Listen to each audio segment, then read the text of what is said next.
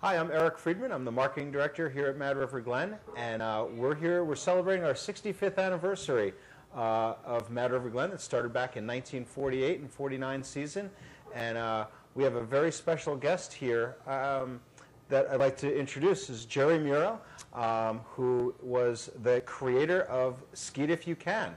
And I got to tell you, a lot of people over the years have given me credit for that, and they said, "Oh, Eric, you're the guy that came up with that." And I said, "Hardly. My only position here is I was the one that was smart enough not to mess with it." And I don't know if you know this, Gerry, the title of the marketing plan at Mad River Glen today is "Don't Mess It Up on My Watch." So I've taken what you've given me and hung on to it and tried not to mess with it because it's worked. Well, if it's not broken, don't fix it. Exactly. So I thought it would be great to have Gerry kind of talk about what it is that how Skeet If You Can came about, and a little bit about its history and all of that. So thanks so much for coming up, Gerry. Really appreciate you coming up from the big city. Yeah, very, very happy to be here, Eric. And I have so many fond memories of when we created this and how it came about. Mm-hmm. And maybe I'll just kind of go through it a little bit. Yeah, I'd love to find out, like, how did this whole thing come about? How did your relationship with Mad River start? It started on that double chair. Mm-hmm. I was taking the double chair up the mountain, and a lady was sitting next to me. Didn't know who she was, but and I started to make some statements about the mountain. You know, it was so beautiful, but challenging, and kind of brought up to her the fact that people thought it was hard. And I said, you know, that's the wrong word. Challenging, yes, but I don't know if hard is the right terminology. And we went on, and I had a few more suggestions, and she said, you know, I own the mountain. And I said, really? And I'd like to meet with you. So this is Betsy Pratt. This is Betsy Pratt. As it turned out, it was Betsy, and then we got in touch with each other. She came on down to Long Island to discuss a little bit further where her position was and what she could afford at the time in terms of advertising and promotion. So you were a marketing guy? Yes, I was a marketing guy. Actually, I was a director of marketing for Newsday, which is a Times Mirror corporation. Mm-hmm. Back when they printed magazines?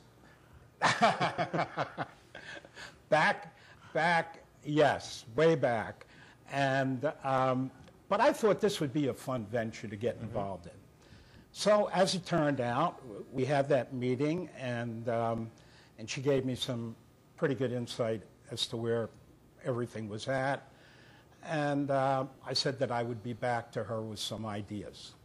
And a few months later, towards the spring, '83, we got together, and I gave her a presentation which included a positioning statement, positioning to develop a promotion, advertising and promotion, that would appeal to better skiers, or those who wanted to be a better skier. Thus, if you want to be a better skier, ski where better skiers ski.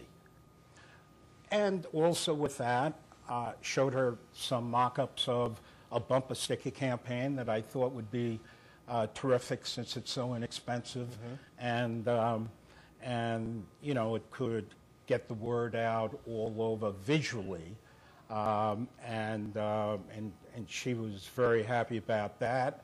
That presentation was made to both she and Ken Quackenbush. Ken was the general manager at the time, right? Ken was the general manager, and not so much active. Actually, Bob Cook was more the acting general manager. So I rolled that out with some commentary and so on, and before you know it, we put it into fruition. And again, we wanted to, we felt that we shouldn't have to be embarrassed to say that we want to appeal to a better skier or those that want to be better skiers. Because let's realize everyone wants to be a better skier. So that was the start of rolling out this entire campaign. Cool. And what so how did you do it? Like what tell me about just the marketing and how you went about doing it. Okay.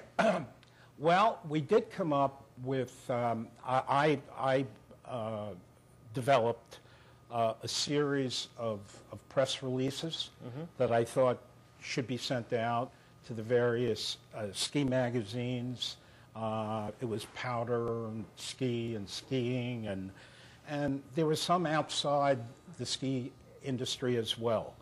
Also, press releases going to some of the major newspapers in Boston and New York City and Connecticut, New Jersey.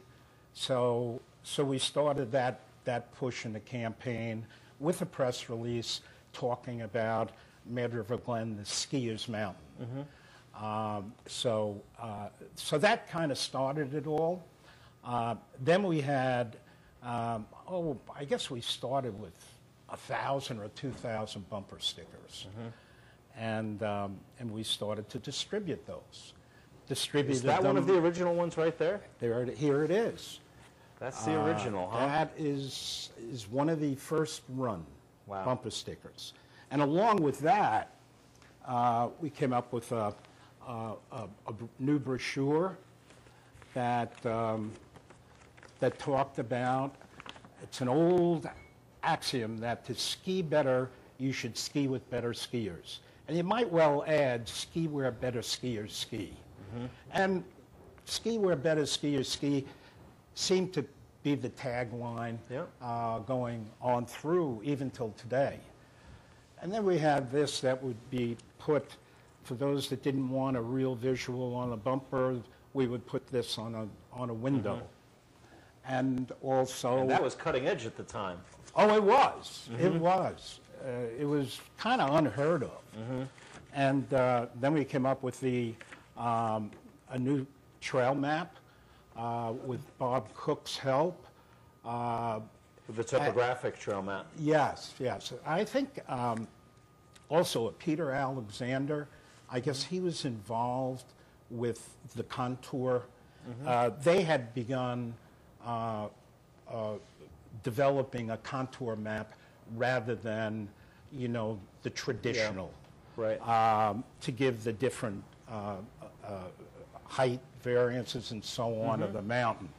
So we thought that would really play nicely into the specialty mountain, this challenge, this paradise. So the bumper sticker was really just one component of an overall marketing strategy that was coming about. Yes, exactly. And but then it just took off so quickly.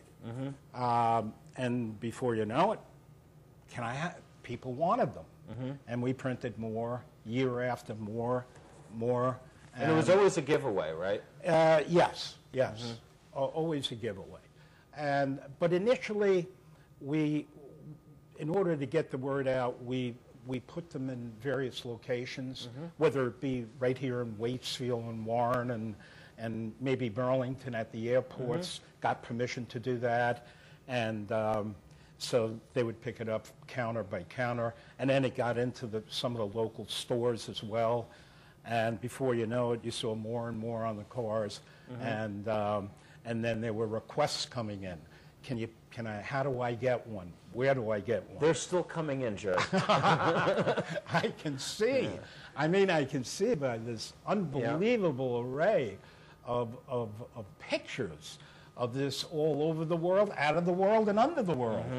Are you surprised that it's had the legs that it's had, that 30 years later it's still prevalent? I knew it had impact because I did research as well.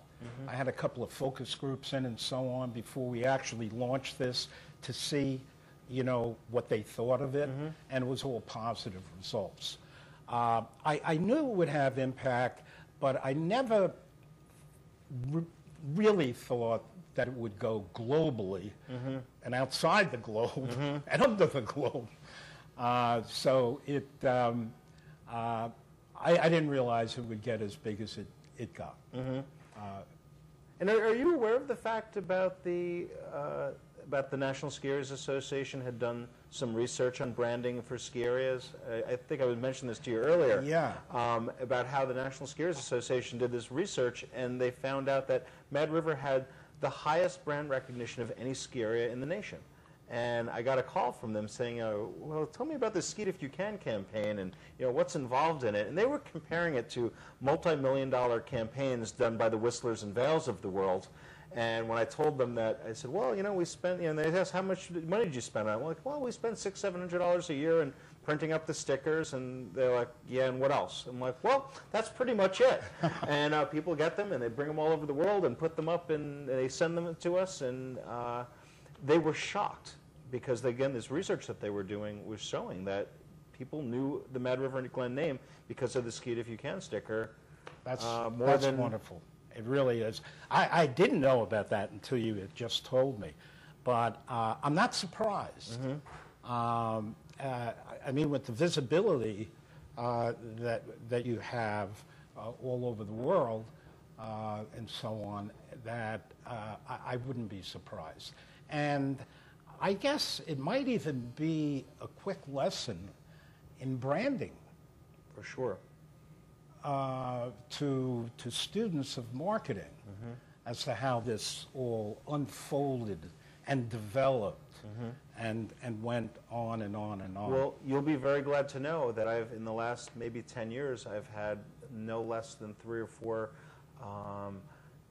business students from Tuck School of Business, from UVM, from Middlebury, that have come in to do research on it, and they totally recognize it as a classic branding study. Wow! So that's you've done good. Okay. Well, as long as Mad River has done good as well, there was something inside myself when this all came about, and it was motivated by the beauty of the mountain.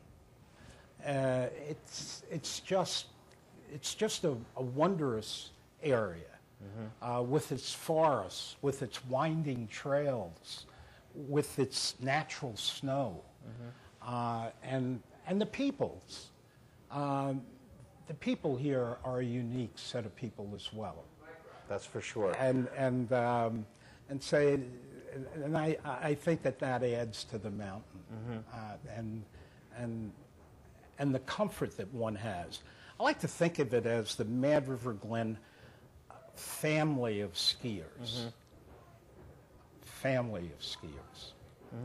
And when Betsy also engaged you to help when the co-op got started, didn't she? Yes, she did.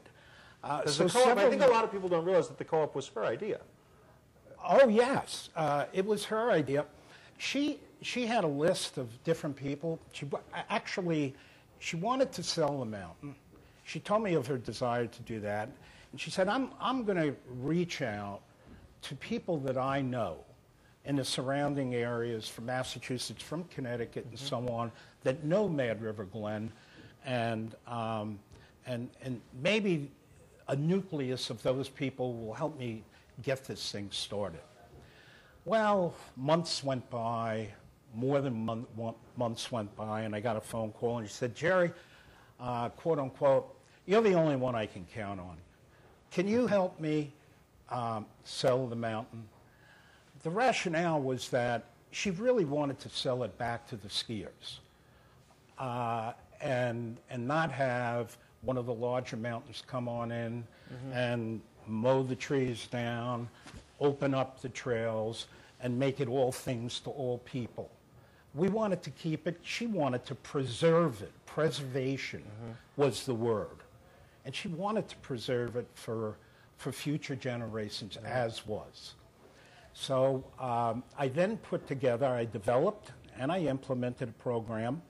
Actually, the first board of directors for the co-op was a fellow named Tony Pat, Yeah. Ken Quackenbush, and myself. Well, I handled the marketing end, along with some good brainstorming by Tony, and naturally wisdom by Ken.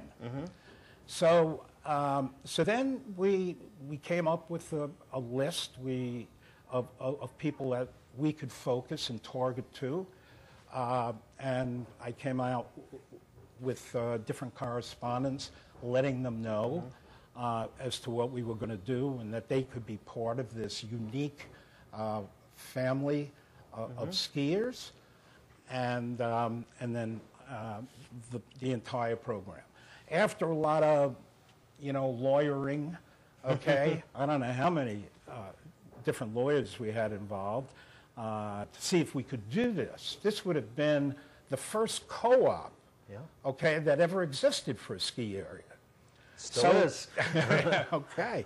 But I knew that there, and I tried researching at the time, I knew that there were a couple of small areas in Canada that tried to do this but were unsuccessful. So I tried to get a little bit of insight as to why it was, they didn't really fulfill what they wanted to do and not make the same mistakes. Right. So that's what started the co-op. And as it exists today, you have a cohesive group of people that seems have a terrific strategy, both short-term and long-term strategies for, again, preserving the mountain. Yeah, and what I find interesting is when you were talking about the branding study that you did, and you started talking about how you were positioning the mountain back in 1983, 84, so much of that is really unchanged, and the attributes of the skier that you talked about in 1983 are still the things that we talk about to this day. And that's great. And that's great. You obviously did a really good job of articulating what it is that made this place special.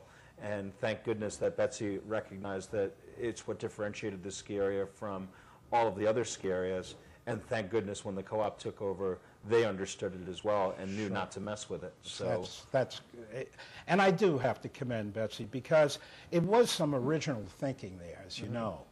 And I'm sure that there were some people that said, "How could you be doing this?" Inside people, but she took the risk, I guess. Even though I didn't look at it as much of a risk as a reward, that was my forward thinking. But it was a little bit risky on her part. Were there a lot of naysayers when you were coming up with this? Were there people that... Not so much. A nucleus of people that were naysayers. How could you do this and so on? The mountain, is it going to intimidate people to ski it if you can? And I said no. I felt very strongly that if anything, it would gravitate, not intimidate, gravitate. And did you see, did Betsy, and I know it's so hard to say because we're so weather dependent, and we have good years when it snows and not good years when it doesn't snow. Was it effective right off the bat? Is it something that was measurable from Betsy's perspective? Yes, because of the publicity that we got out of it, the visibility, the periodicals, magazines, and writers wanting to interview her.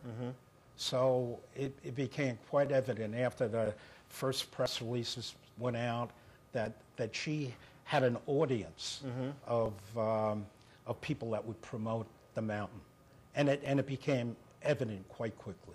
Right, that's amazing because I tell you, it's still working. I mean, I still get calls all the time asking about the sticker, asking about the campaign. Does it scare people? It's all of the things that you talked about 30 years ago are still working, and the press releases that I send out. And I don't even have to send out that many press releases. reporters really beat a path to our door, and I think we owe a lot of it to the efforts that you made 30 years ago. So I appreciate you making my job significantly easier. And I thank you for inviting me up here for this celebration of the anniversary of the mountain and the Mad River Glen slogan. Yeah. Ski it if you can. Yeah, the one thing I wanted to let you know too is, are you aware of that we won a National Skiers Association Marketing Award about 5 years ago? No. It was really cool. They had the National Skiers Association meets in May every year, and they were going to meet down in Florida. And I said, "Wow, I'd really like to go on that trip," but I knew that they would never send me down there unless we won something. So I put in I entered I knew it was the 25th anniversary of Ski It If You Can, so it was 5 years ago, and put in there and told all about the whole history of it, and that this really should amount to almost a Lifetime Achievement Award for this program. And I sent it in sort of hoping to get this trip to Florida. And I got it, which was great. And I was introduced, and one of my colleagues from JPEAK introduced me and said, Eric Friedman, who is winning an award for marketing for doing absolutely nothing, except not mess it up. And I really appreciate the fact that I was able to get a trip out of this, and I'm making my job so much easier for all these years. And I really view this as just I've been given this brand to work with that is unsurpassed in the industry, and my whole role is to protect that brand, and that's all I have to do. And it's not that easy, and I'm being facetious that I don't have to do anything, but it really is. It's protecting it and talking about those attributes that you talked about 30 years ago that haven't changed a bit, and so it's awesome. And I commend you, Eric. Well, thank you. I commend you because you've recognized that and that it works. Yep.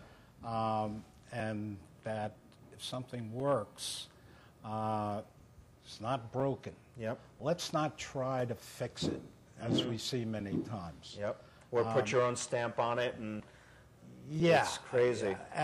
But also, you've acknowledged the fact that it does take a tremendous effort to keep the image, the identity up, in a lot of different ways. It's not just many times, hey, here's the bumper sticker, it's going to sell by itself. I mean, you've got to make your efforts to get it to the proper markets and so on, and for distribution purposes, and to play on it as much as you can. So absolutely. That's great. And as you can see, this is this year's thing. Great. Great. Well, Gerry, thank you so much for coming. I really appreciate it. Thank you. Thanks for telling the story. It's really important that people know what. Yeah, we're going to go skiing now?